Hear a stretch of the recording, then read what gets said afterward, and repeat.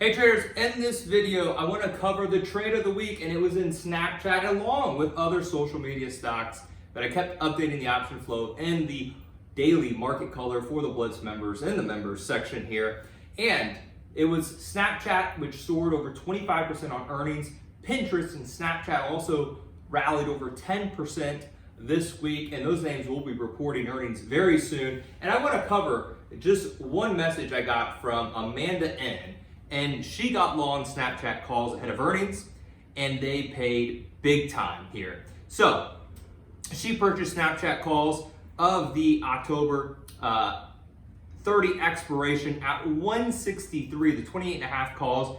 And I got a message here at 10:10, just sold at $8.15. So that's a pretty hefty gain. I think somewhere near the ballpark of 400% that week alone, just on Snap options. And then the best part was she didn't stop. She bought more calls, sold them the next day as Snapchat continuing to rally, and got some PayPal.